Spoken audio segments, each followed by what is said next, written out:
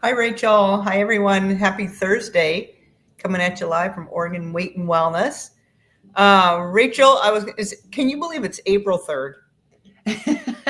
No, I can't believe it's any day. And every time it's a day, I can't believe it. I know.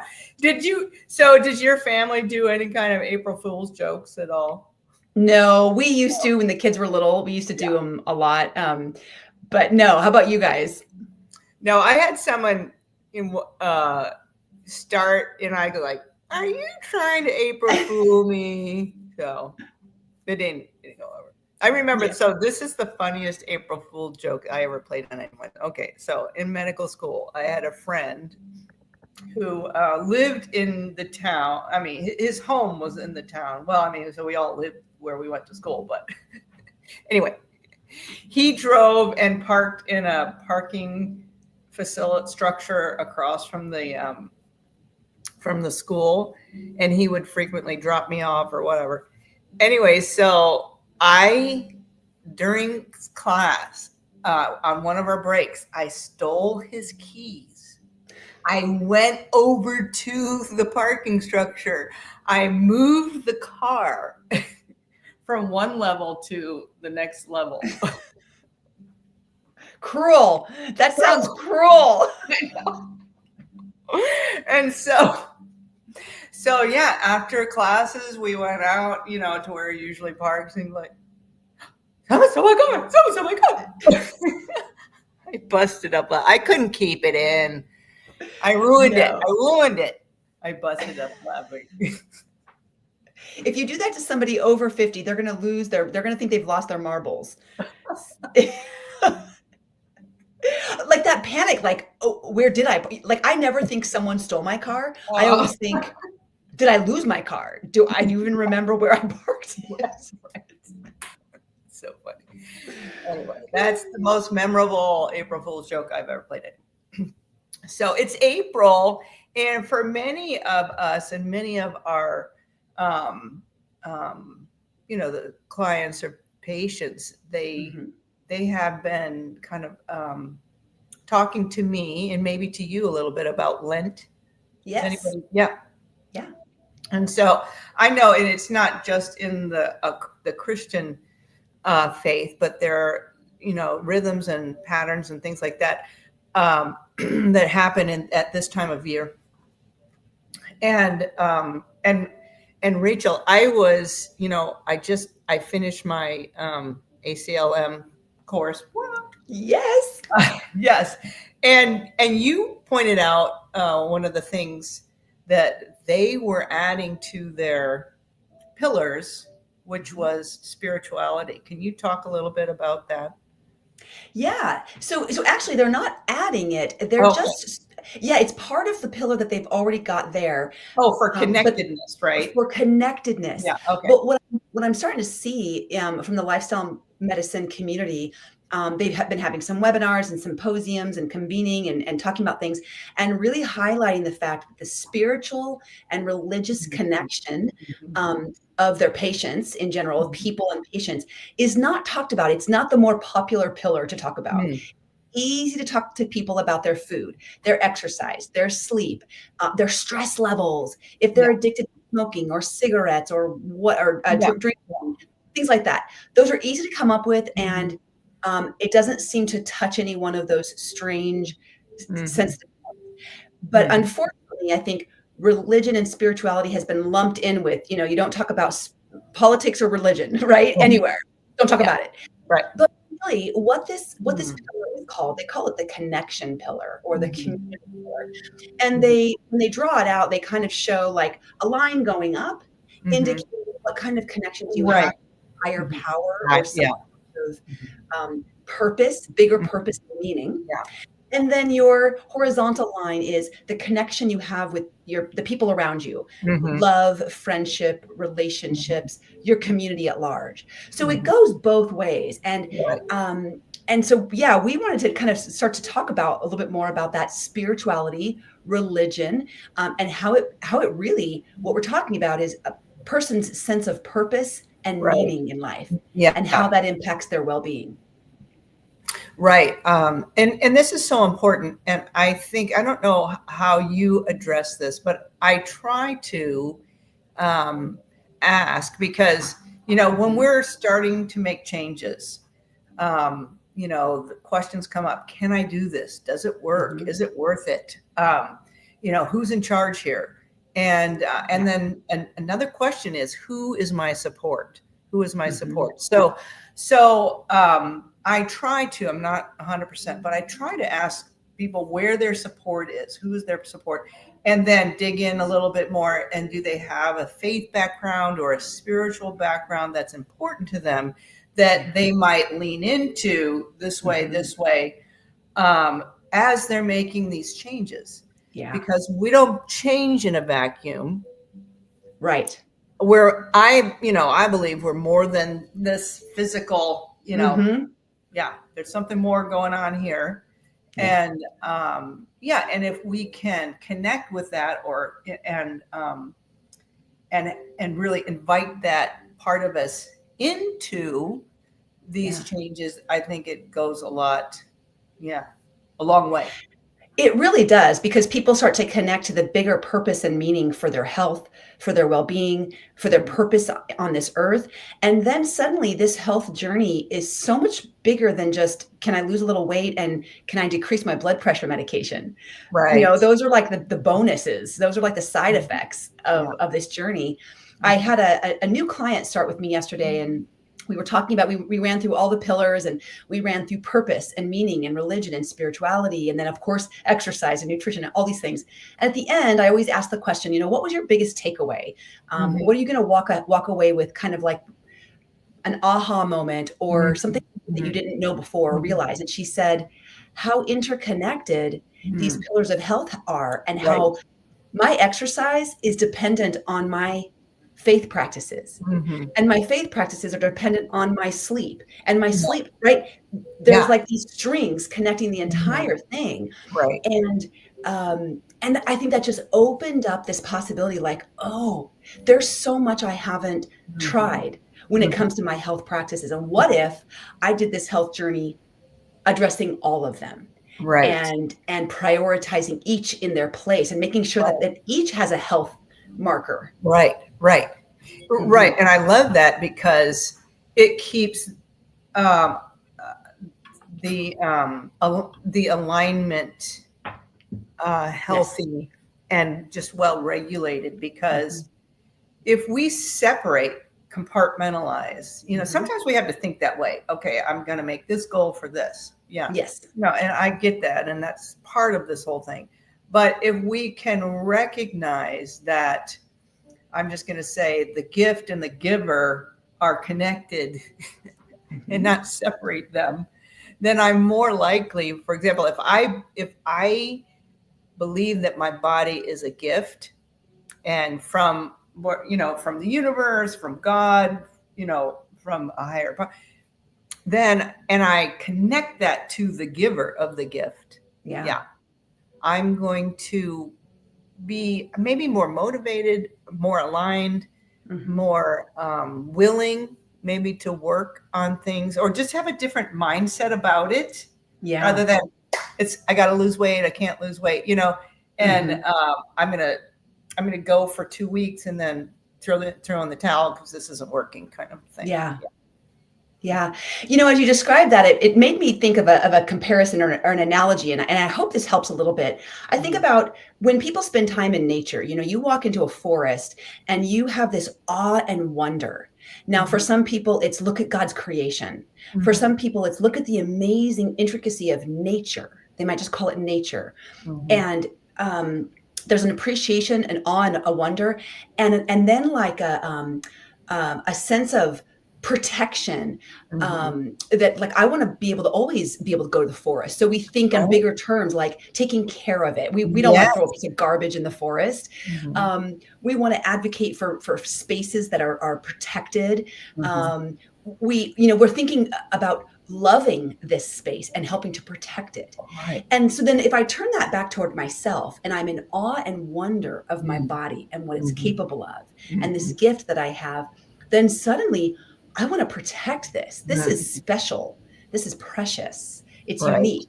And so I don't know if that resonates for anybody out there, but we often forget that we're part of that awe and wonder. We're Mhm. part of that incredible, intricate connection. Right. That's so. Mhm. I like that analogy, or that Rachel, as far as that nature. And it reminds me, there's a big word that I'm just learning, and I don't even know how to pronounce it. So Eudaimonia. thank you. Yes. Yes. Okay. Can you spell that? Can you spell that? Yes. EUDAIMONIA. Right. And it's more than, so there's hedonia, which means, pleasure, doing things that are pleasurable, but this encompasses much more than that. Can you give us do you have the definition of that right there? I do. And I hope that this can really help with some new languaging around this. I feel like when we learn new language around things, we can adopt it better and really, and then speak to it. So remember, everybody, that hedonia is the pursuit of pleasure. It's not just having pleasure, it's pursuing it. And there's nothing necessarily wrong with that, but hedonia becomes this thing that's fleeting. If you're always seeking pleasure, comfort, the next hit, so to speak, of dopamine, or it just falls away. And there's never enough. You have to do more. And this is where our brain is so crazy. So you have to do more to get the same thing. And then you have to do more even just to bring it back to not to feel normal, just to normal. Right. Yes. Yeah. Go ahead. Exactly. So that's where the trap of hedonia is.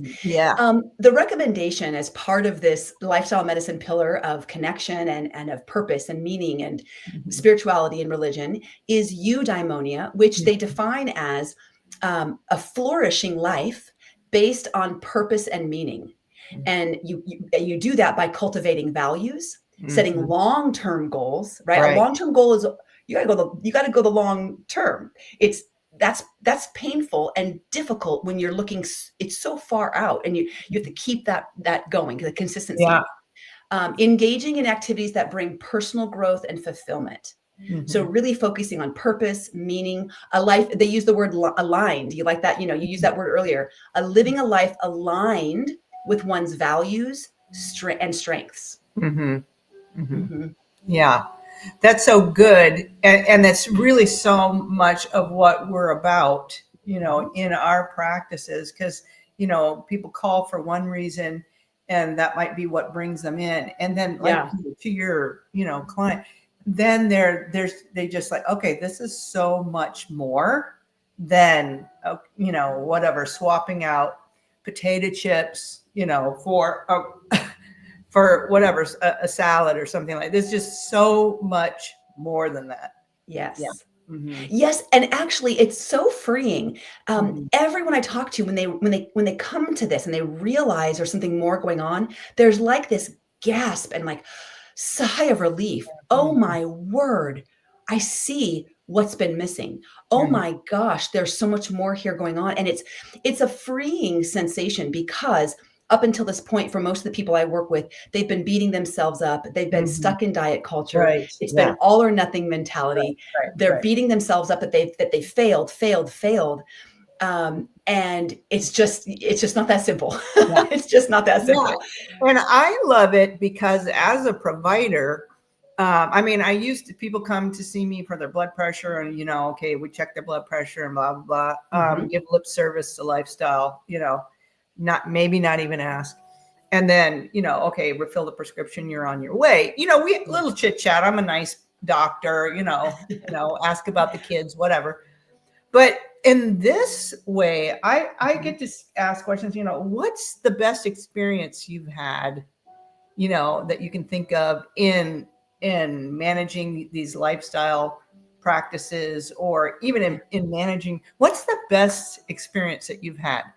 And it's just a whole nother it's a paradigm shift, really. And really stepping back and just getting that 30,000 foot view. The view. Yes. Yes.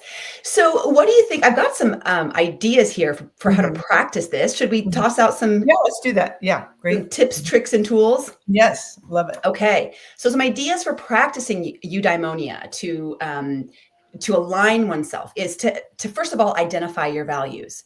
So sometimes some people know. You say, what are your values? What's truly important for you that you Mm. live by? And they can rattle them off. But more often than not, they get stuck. They might say, well, family and friends, and my dog. And then all of a sudden they get stuck. Like, so spending some time to like write out what are my top, maybe my top 20 values. What just Mm. come, rattle them all off. Mhm. And then could you whittle that down to top 5? Mm. Like no matter what, every day I'm living aligned with my top 5 Mhm. values. That's so good. Just to think about it, just to give it some thought. Now, is it just that question, or are there questions that can help, like people like come up? Are there other questions that can help like draw that out? Yeah, like what's important to you? What's important? Yeah. What's important to you? And just leave it at that and see where the mind goes. Mhm. Um, what do you strive for? Mhm. You know, another great one is if you were to die today, what Mhm. would you want people to say about Mhm. you, Yeah. about your value set? What would somebody else say? Oh, Rachel, it was always very important for Rachel that Mhm. blank, Yeah. or she Good. spent her life pursuing blank, or something like that. Yeah. Good. Yeah, yeah. Yeah. Those are great questions. Another one, set meaningful goals. Mm. So, short-term goals, Mhm. long-term goals. The Mhm. short-term goals are great because that's the nuts and bolts. That's how we move each step, Right. tiny little steps. But without, Milestone. Yeah. yes, yes, but without knowing where you're going, we can Mm. get off course. We can be Mhm. putting those little steps in place, kind of going the wrong direction. Mm. So having those long-term goals that align with your values, Mhm. and that don't the whole goal of that long-term goal thing is that it's not seeking the instant gratification. Right. That's hedonia. So Yes. so kind of forcing yourself for that delayed gratification. Mhm. So good. Yeah. Okay. Those are great. These are great. I'll give you a couple more here. Practicing mindfulness and gratitude. Mhm. So taking that moment to be present in the moment, Right. appreciate the good things in life, Mhm. practice self-compassion. When we practice that mindfulness and gratitude a couple times a day, even at least once a day, it Mhm. switches the whole body energy, the whole mindset to a more positive, Mhm. calm, lower Mhm. stress state. When we're in that better state, we think more clearly. We're better able to make decisions and choices that align with our values. Mhm. So I have a little saying like we change better when we feel better. Mm. And uh, change happens when we feel motivated and more hopeful about the change. Mm. When it's feeling negative or we forget what good we do have, it can be really hard to make any change because it can feel Right. scary. We get Yeah. afraid of change. Yeah. And I'm hearing you talking. This is physiology here. This is going from fight or flight, Hmm. sympathetic nervous system to rest. Yes. And that's the parasympathetic nervous Hmm. system. So Hmm. yeah. Mhm. Yeah. Yeah. So And important. it is hard. Try it. It is hard to be truly finding things you're grateful for, writing them down, saying them out loud, or thinking them, and stay mad or negative or Mm. feelings of hopelessness. Yeah. Um, because it's suddenly, you look at your list and even like coffee. I am so thankful for coffee. I can't tell you how many times I've written that down in my gratitude journal. Sometimes when I can't think of anything, it's like, well, thank the Lord for coffee. I It's know. just one of my favorite creations, you know? And suddenly it's like, you can be a little bit humorous Yeah. with yourself and Right. not take Right. yourself so seriously. Yeah. Mhm. That's so good. Um, and Yeah, then that's maybe the last one I'll share, which I do love this because it really speaks to the opposite of hedonia, is limit materialistic pursuits. mm, mm, What we see in our fields with stress is people striving so hard for the materialistic pursuits or just feeling like they have to stay in this certain rat race based on their culture or the norms or what their family mm, taught them, and it doesn't often result in mm. that lifelong fulfillment and Right. happiness. Yeah. We're typically in a burning out. Right. Yeah. No, that's so true. Yeah. So we're really trying to fulfill our virtuous potential and yeah, and live in alignment with our values.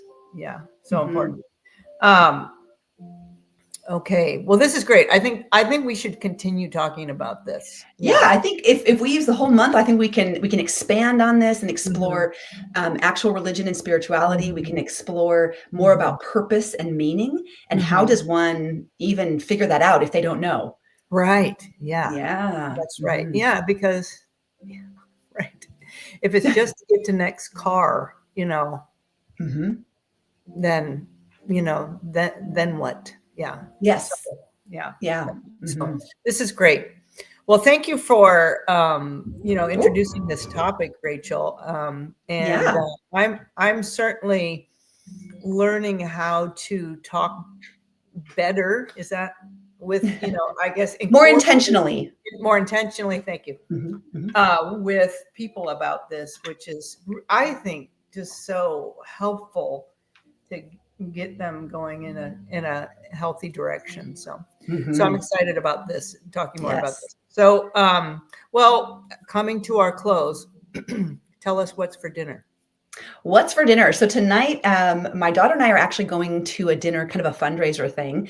So I don't know what's for dinner, but they know that we are both plant-based, and we went to the same fundraiser last year, and it was spectacular. It was like, I don't even remember, a stuffed mushroom something or another, and bell pepper something. It was so good. I was very impressed. So I'm always excited to see what they come up with.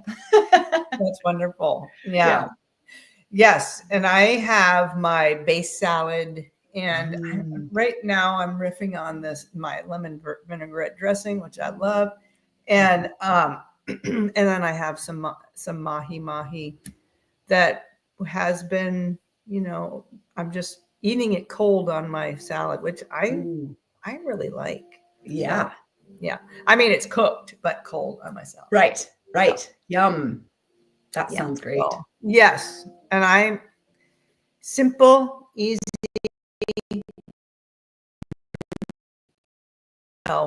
but delicious. Yeah, I posted something on in my Facebook hub. Go check it out, Whole Life Hub on Facebook. It's a health community that I post in regularly, and I talk about that very thing of one of the top characteristics of people who they research and study. How do people stay successful? No matter what the topic is, and one of the keys that they accept and kind of like lean into is boredom, monotony, and consistency. Right. Yeah. If you're not bored, you're not doing it right. Yeah.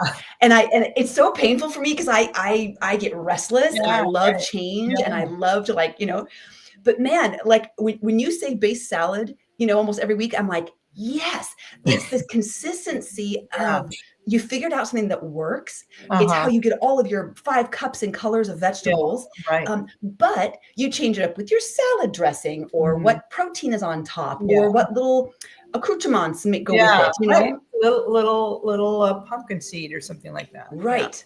Yeah. Right. Like now I'm doing goji berries. I mean, I love yum. The goji berries. Yes. And that is key. And then if we change the mindset of this is boring, I've realized for myself, I get negative about it. And so I have to kind of reframe my mindset. Rachel, this is life-giving. Right. This is your tool that is life-giving. I love that because so I might adopt that and add to what I tell myself is that this shows up for me every time. Oh, I love that. This shows up for me every time. Yeah. This never fails me. This doesn't fail me. This never fails. Yes. Yeah. Oh, that I love. This will show up for me every time. Yeah. And how empowering it becomes a relationship with that food. Like, hey, you and me, kid, we're in this together. Hey, by the way, Rachel, we are doing our Nourish Bowl Saturday. Yeah, I'm so excited. And that's where, just to explain, that's where we have 4 to 6 people come in, and Rachel's doing some demonstrations. We're showing how to batch cook and then And we're doing different whole grains and tofu and different plant proteins and all kinds of vegetables. I mean, it is gorgeous. The table is just beautiful. Oh, beautiful. And then people take home, 5 to 6 meals for their week. And it's a great time. If you're interested in that, call me. Oregon Weight and Wellness, and I'll just say it's 971-273-7143. We enjoy it, and it's a great time. It is a great time. It's a great time and a delicious time. That's right. Excuse me. All right. Well, thanks so much, Rachel. Yes, thank you. You have a beautiful rest of your day. Stay healthy, everyone. See you next time, guys. Bye.